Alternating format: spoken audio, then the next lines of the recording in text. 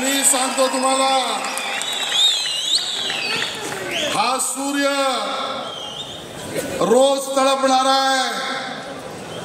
सर्व महाराष्ट्रभर स्वतःची सोनेरी किरण पसरवणार आहे आणि विरोधी पक्षाच्या ज्याचं वर्णन आज करतोच, खोटं बोलायचं तर किती रोज.